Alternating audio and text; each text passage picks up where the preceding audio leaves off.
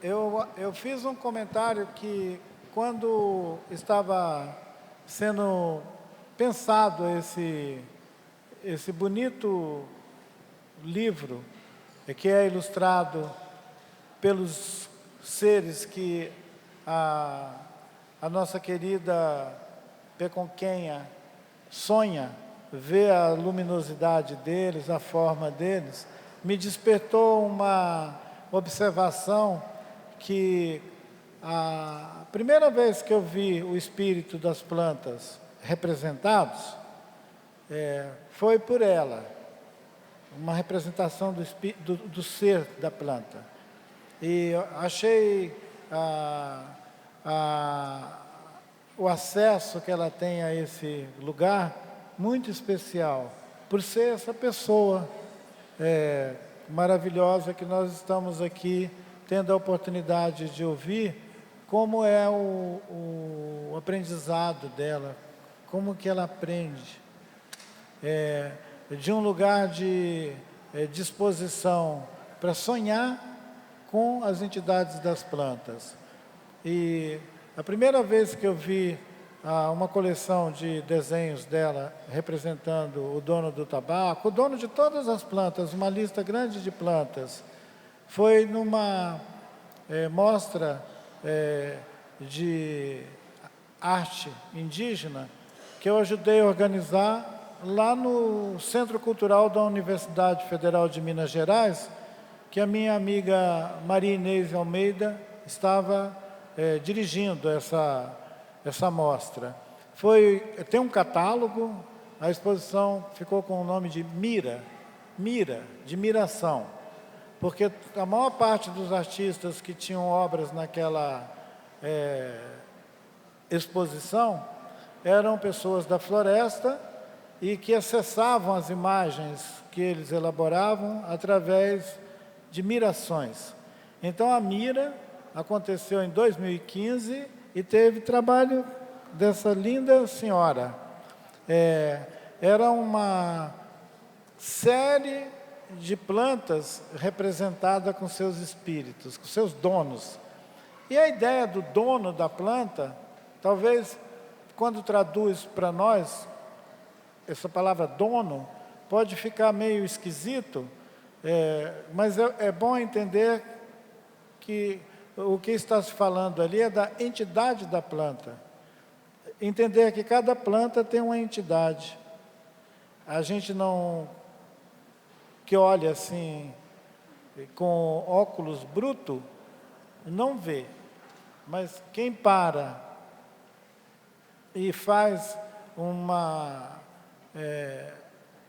um contato sensível com a planta mostra a imagem dela. É maravilhoso, porque elas se apresentam para quem elas querem, né? O meu querido Carlos Papá, ele falou comigo que o tabaco, para ele, no aprendizado dele,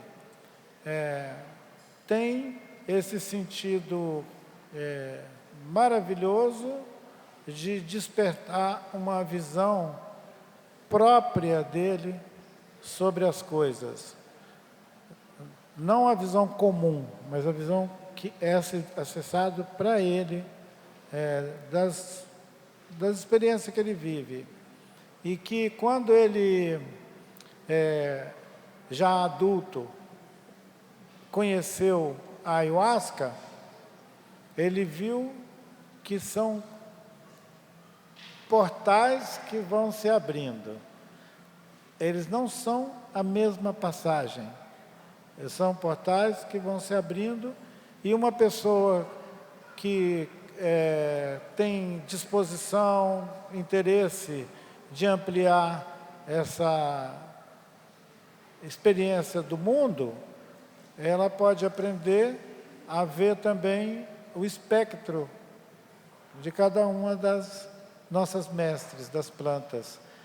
Isso cria uma relação tão bacana com esses seres todos, que nos anima a pensar que o ser humano é sim algo interessante, mas tem muito mais coisa interessante do que o ser humano por aí.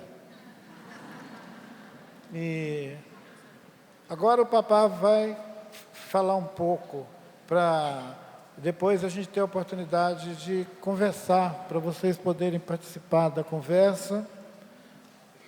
Esse arranjo da gente ter essa cadeira que dá uma viradinha como é que chama? Providencial. Porque senão a gente ia ficar aqui no meio dessa roda sem olhar para vocês. E vocês viram, meus colegas, que esse banquinho de vocês dá uma voltinha? Sim.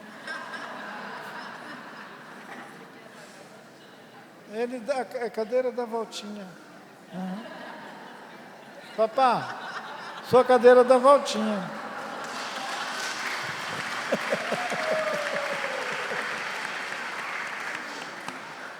A gente não pode deixar de ser criança. Não precisa ser infantil.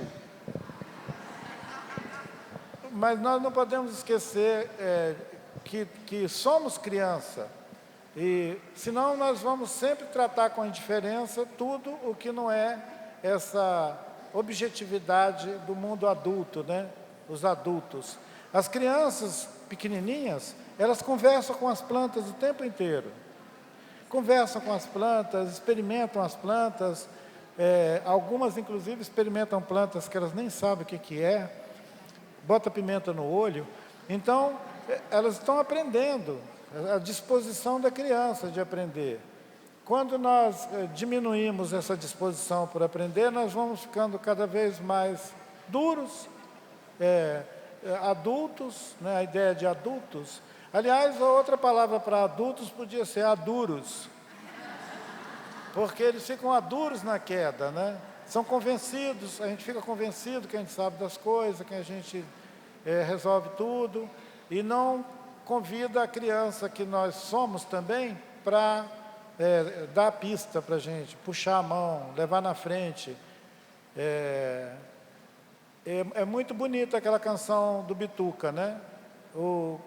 Que o menino, que cada um de nós, a menina, que cada um de nós tem, pode nos dar a mão quando a gente não tem mais o que fazer.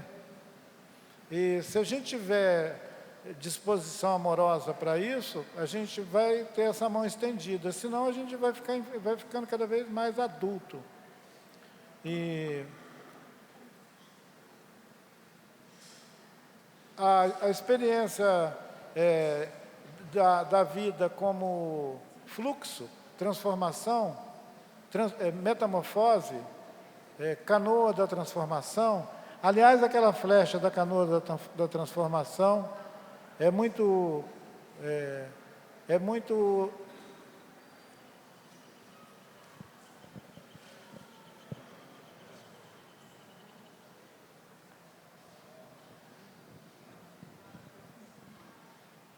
que bom que tem passarinho cantando por aqui, né?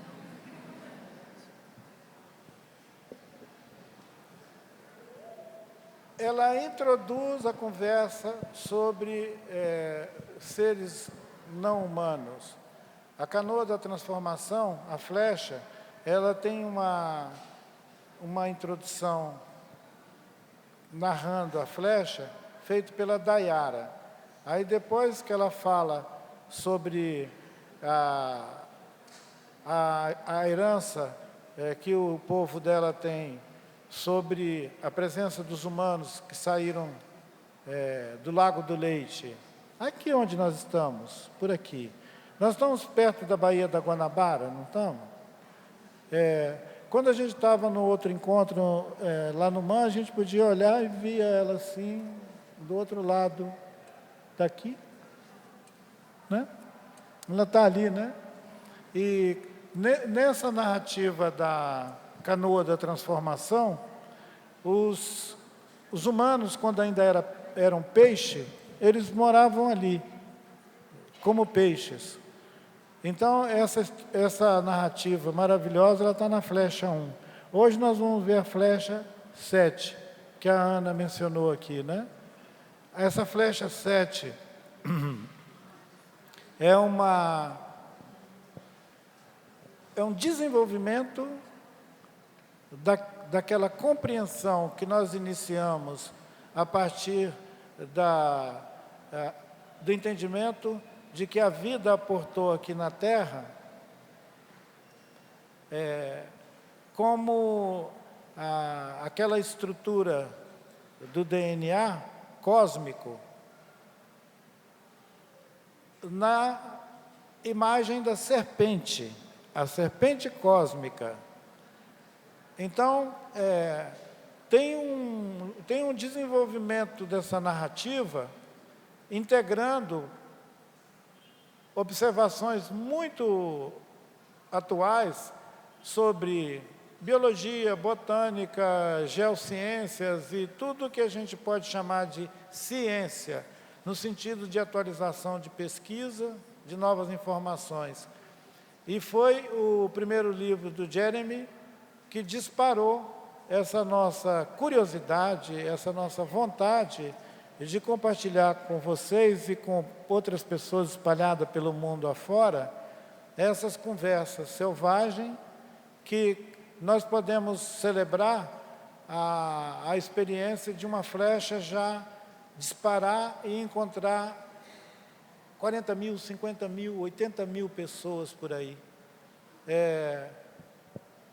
Então, a ideia de comunicar, a ideia de compartilhar uma nova observação sobre o planeta, sobre a nossa vida, ela está se expandindo.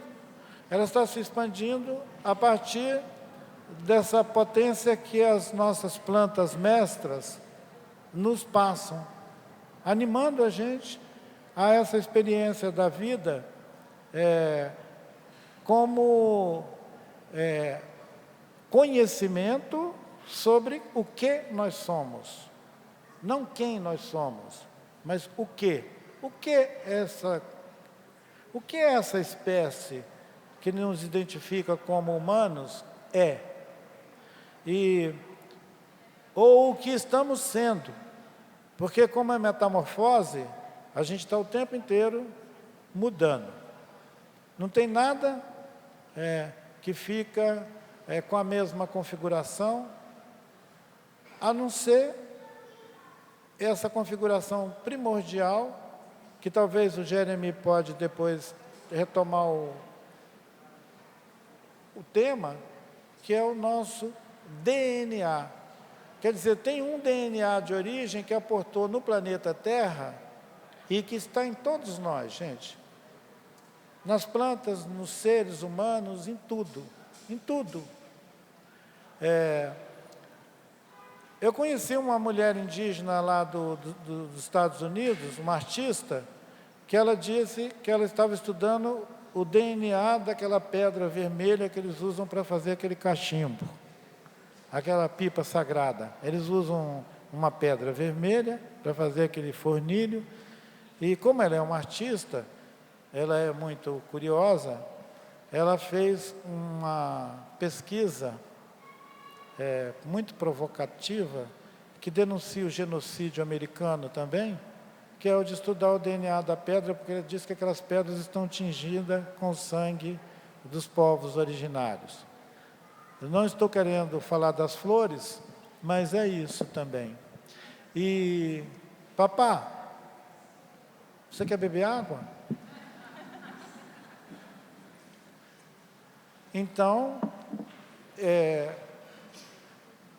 pessoas em diferentes lugares do mundo estão experimentando visões como essa que nós estamos compartilhando aqui. E isso nos anima a imaginar mundos de pessoas como a nossa querida Peconquenha, que sonha com a entidade das plantas e é capaz depois de conversar com elas, aprender. Bom, eu acho que eu já dei a pista de esses ciclos de estudos que que a Ana, corajosamente, tem convocado muitas outras pessoas para fazer junto, e que nós estamos conseguindo atravessar o período pré-pandemia.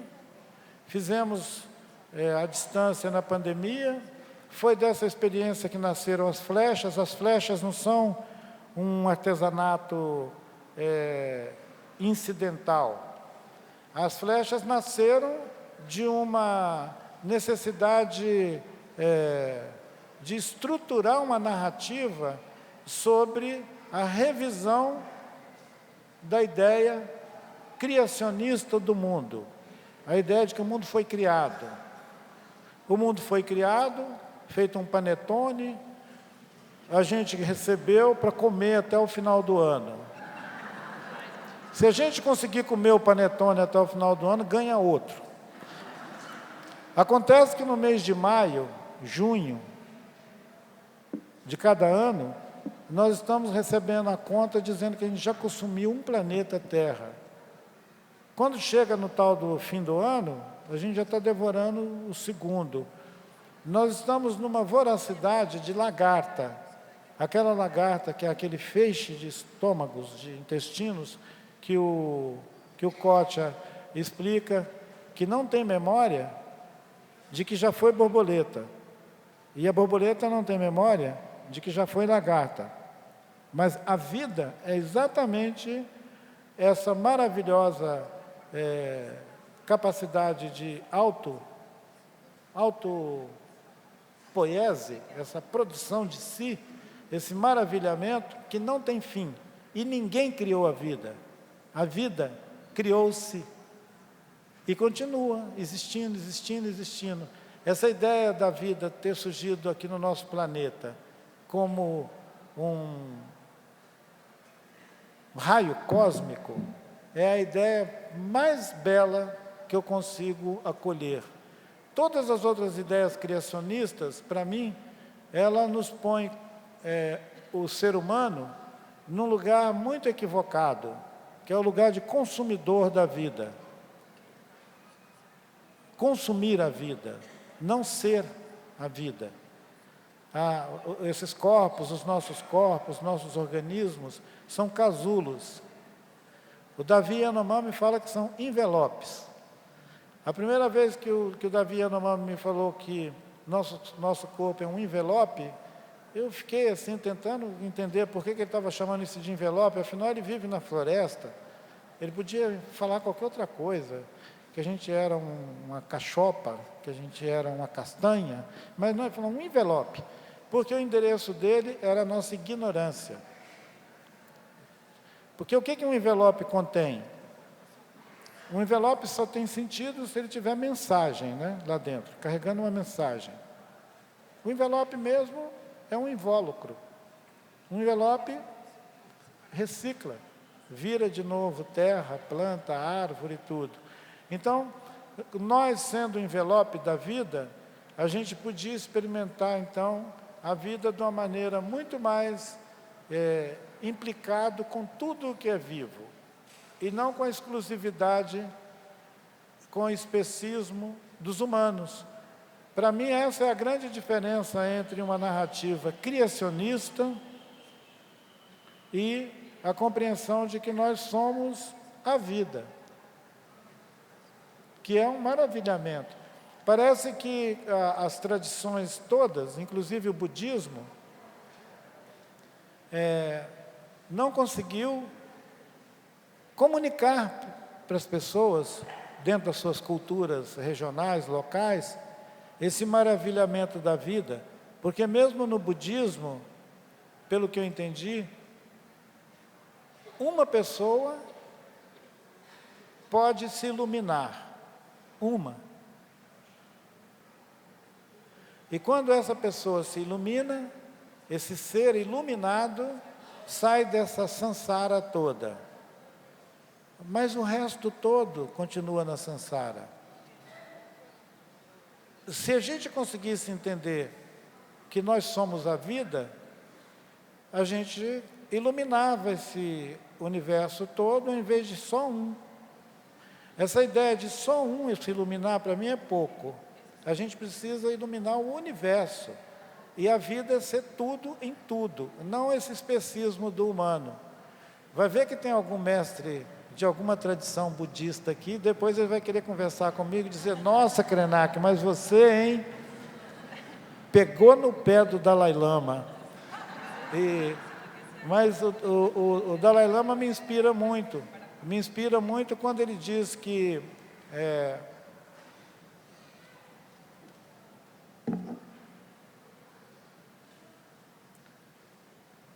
a sabedoria que essa prática proporciona, permite que alguém alcance, é o entendimento de que a vida é um oceano de sabedoria, um oceano de sabedoria. E ela é muito próxima de entender que a vida está em tudo. Mas cultura é cultura, né, gente? E cada cultura produz sua narrativa, sua expressão de mundo, e as expressões de cultura que são, digamos, de povos não ocidentais, eu acho que elas têm uma riqueza muito grande e pode nos ajudar a sair dessa perspectiva criacionista, né, que marca a maior parte das culturas modernas, o criacionismo. Então, o ciclo de estudos selvagens me provocou a pensar sobre isso, sobre a vida. A vida é selvagem. Eu publiquei um ensaio, olha aí, nem era um ensaio musical, hein, pessoal? O ensaio que afirma que a vida é selvagem, apoiado nessas referências que eu contei para vocês. Tem música aí?